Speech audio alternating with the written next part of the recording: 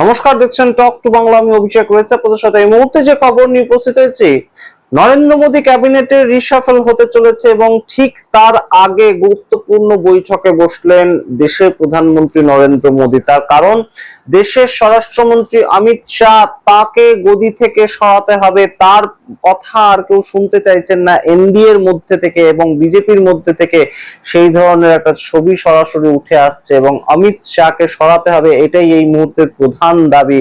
এবং গুরুত্বপূর্ণভাবে সেই দাবিটা কিন্তু মানা হতে পারে। এই মুহূর্তে তেমন একটা প্রেক্ষাপট তৈরি হয়েছে। আমরা ইতিমধ্যেই আপনাদেরকে দেখিয়েছি যে অমিত শাহ মনসুন সেশনে আসেননি, সেটা ভারতীয় জনতা পার্টি বুঝতে পারছে যে অবশ্যই তাদের কাছে কোথাও গিয়ে একটা ব্যাকফায়ার হয়েছে। এবং ব্যাকফায়ার হয়েছে তার কারণ এই জায়গাটা কংগ্রেস একদম সরাসরি প্রতিষ্ঠা করতে পারছে যে নরেন্দ্র মোদী অমিত শাহ ভয় পেয়েছে এই মুহূর্তে কংগ্রেসের থেকে এবং ছাত্রছাত্রীদের থেকে, দেশের জনতার থেকে ভয় পেয়েছে।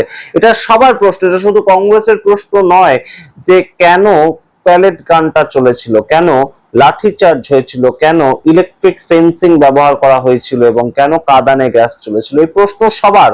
তো সেই ক্ষেত্রে দেশের স্বরাষ্ট্রমন্ত্রী সেই প্রশ্নের উত্তর দিতে পারছেন না যখন, তখন অবশ্যই তাকে সরিয়ে দেওয়া হোক, একদম সেই ধরনের প্রস্তাব এনডিএ এর মধ্যে থেকে, এনডিএ সহযোগী দলগুলো করছে এবং তার সঙ্গে বিজেপির মধ্যে থেকেও কিন্তু এই প্রস্তাব উঠে আসছে। এবং সেই জন্য আপনাদেরকে জানাই অত্যন্ত গুরুত্বপূর্ণ আপডেট। দেবেন্দ্র ফডনবিস, মহারাষ্ট্রের মুখ্যমন্ত্রী, তাকে একান্তে বৈঠকে ডেকেছেন দেশের প্রধানমন্ত্রী। আপনারা বোঝার চেষ্টা করুন, এই মুহূর্তে অত্যন্ত গুরুত্বপূর্ণ এই বৈঠক। গোপন বৈঠকে দেশের প্রধানমন্ত্রী থাকছেন এবং দেবেন্দ্র ফডনবিস থাকছেন, আর কেউ সেই বৈঠকে থাকছেন না। এবং ডেকে পাঠিয়েছেন দেশের প্রধানমন্ত্রী, ডেকে পাঠিয়েছেন দেবেন্দ্র ফডনবিসকে। গুরুত্বপূর্ণ তার কারণ আপনারা জানেন দেবেন্দ্র ফডনবিস এমন একজন নেতা যার কথা কিন্তু বারংবার আরএসএস এর পক্ষ থেকে একদম তার নামটা পৌঁছে যায় যে একে পার্লামেন্টারি বোর্ডে রাখা হোক, একে অবশ্যই আপলিফটমেন্ট দেওয়া হোক, কারণ তিনি অন্যতম একজন সাকসেসফুল বিজেপির পক্ষ থেকে মুখ্যমন্ত্রী এবং তার আমলেই বিভিন্ন ধরনের মহারাষ্ট্রে পরিবর্তনগুলো আমরা দেখতে পেয়েছি। যে বিজেপির পরিবর্তনগুলো শিবসেনার হাত থেকে বিজেপির হাতে চলে এলো, সেগুলো আমরা তার আমলেই দেখতে পেয়েছি। তাই আরএসএস এর একটা সাপোর্ট রয়েছে এবং অবশ্যই নরেন্দ্র মোদী এই মুহূর্তে তাকে ডেকে পাঠিয়েছেন। গুরুত্বপূর্ণ জায়গা, আপনাদের সমস্তটা বিস্তারিত আলোচনা করব। মার্গদর্শন মন্ডলী, আরএসএস এবং বিজেপির মধ্যে একটা কোথাও গিয়ে কনফ্লিক্ট তৈরি হয়েছে। বাবা রামদেব তিনিও পর্যন্ত বিরুদ্ধে চলে গিয়েছেন এবং গুরুত্বপূর্ণভাবে মুরলী মনোহর যোশী, একদম মোহন ভাগবত, প্রত্যেকে ছাত্র আন্দোলনের পাশে দাঁড়িয়েছেন, বিজেপির পাশে কিন্তু তারা দাঁড়াননি। অন্যদিকে রাজস্থানে যখন অমিত শাহ গেলেন, সেখানকার ফাঁকা চেয়ার, সেই ভিডিও আপনাদের দেখাবো। শেষ অবধি দেখতে থাকুন। তার আগে অবশ্যই টক টু বাংলা ইউটিউব চ্যানেলকে সাবস্ক্রাইব করে দিন। আপনাদের জানাই এই মুহূর্তে গুরুত্বপূর্ণ যে জায়গাটা উঠে এসেছে যে একদম অমিত শাহের চেয়ার সেটা সরে যেতে পারে। তার কারণ একদম অমিত শাহের যে স্বরাষ্ট্রমন্ত্রীর পদ, সেখান থেকে তাকে সরে যেতে হতে পারে। তিনি একদম সরাসরি ইস্তফা দিয়ে দেবেন তেমন কথা আমরা বলছি না, তিনি সরাসরি যে একদম বসে যাবেন তেমন কথা আমরা বলছি না, কারণ তিনি সম্পূর্ণ বিজেপি চালাচ্ছেন, এটা একদম অলিখিত একটা সত্যি কথা। এবং অবশ্যই এতগুলো যে জয় হয়েছে তার মূল যদি কেউ কাণ্ডারি থেকে থাকেন তিনি অমিত শাহ, সেটা সবাই মেনে নেয়। সেটা ভারতীয় জনতা পার্টির মধ্যে এক ওপেন সিক্রেট যে অমিত শাহ যেভাবে প্ল্যান সাজান প্রত্যেকটা রাজ্যের মধ্যে 2024-এ এই ভরাডুবির থেকে যেভাবে ঘুরে দাঁড়িয়েছেন তিনি, মহারাষ্ট্র, হরিয়ানা, সেগুলো নিয়ে প্রশ্ন থাকতে পারে, কিন্তু মহারাষ্ট্র, হরিয়ানা, দিল্লি, বিহার, পশ্চিমবঙ্গ, আসাম, প্রত্যেকটা রাজ্য যেভাবে বিজেপি জয় করেছে পরপর, সেই জয়গুলো কিন্তু অমিত শাহের কৃতিত্বেই হয়েছে। কিন্তু এই মুহূর্তে অমিত শাহ বেকায়দায় পড়েছেন। তো সেই জন্যই কি দেবেন্দ্র ফডনবিসকে নতুন স্বরাষ্ট্রমন্ত্রী হিসাবে একদম বসানোর একটা চেষ্টা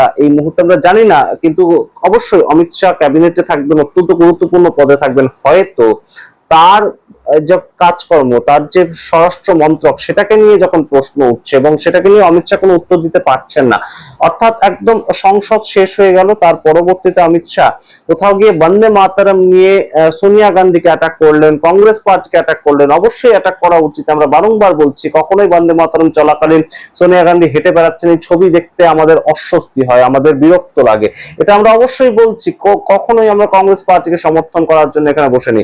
তো সেই সেই জায়গাটা অবশ্যই সঠিক করেছেন, কিন্তু তার বিনিময়ে তিনি যদি বলতেন যে 20 তারিখ কেন প্যারেড গান চালানোর ডাইরেকশনটা তিনি দিয়েছিলেন কিংবা তিনি দেননি, অন্য কেউ তার আড়ালেই করে ফেলেছেন, তিনি অজান্তেই এই ঘটনাগুলো ঘটেছে। কিন্তু এবার যারা এতক্ষণ ধরে আমাদের ভিডিও দেখলেন তাদের জন্য একটা এক্সক্লুসিভ খবর দিয়ে উত্তরপ্রদেশের যে ভোট, সেই ভোটের একটা পোলিং বেরিয়ে এসেছে, অর্থাৎ একদম এক্সিট পোল বেরিয়ে এসেছে এবং পোল ট্র্যাকার সেই পোলটা করছে।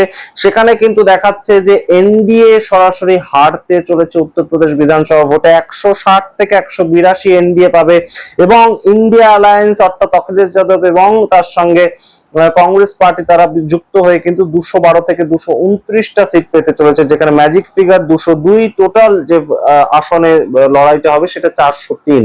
সুতরাং কোথাও গিয়ে এই মুহূর্তে এই ছবিটা দেখার পরে অবশ্যই কিন্তু বেশ খানিকটা নড়ে চড়ে বসতেই হবে ভারতীয় জনতা পার্টিকে। তার কারণ যোগী আদিত্যনাথের রাজ্যে যেভাবে রাম মন্দিরে তহবিল তছরূপ হয়েছে, তার পরবর্তীতেও সেই সরকার থাকবে কি, এই প্রশ্ন এই মুহূর্তে পোল ট্র্যাকার তারা তুলে ধরেছে। এবং তার সঙ্গে তারা বলছে এই মুহূর্তে পপুলারিটির দিক থেকে বিশ্বের সর্বশ্রেষ্ঠ পপুলার নেতা হিসেবে তো নরেন্দ্র মোদীকে বলেছেন, বিভিন্ন নেতারাই বলেন, কিন্তু সেই ক্ষেত্রে পপুলারিটির দিক থেকে এই মুহূর্তে রাহুল গান্ধী তাকে কিন্তু অনেকটা উপরে রাখা হয়েছে। 58% পপুলারিটি তাকে দেওয়া হয়েছে এই পোল ট্র্যাকারের মাধ্যমে এবং দেশের প্রধানমন্ত্রী নরেন্দ্র মোদী 42% পপুলারিটির দিক থেকে। এটা কিন্তু আগস্ট মাসে এই সম্পূর্ণ ট্র্যাকিংটা করা হয়েছে।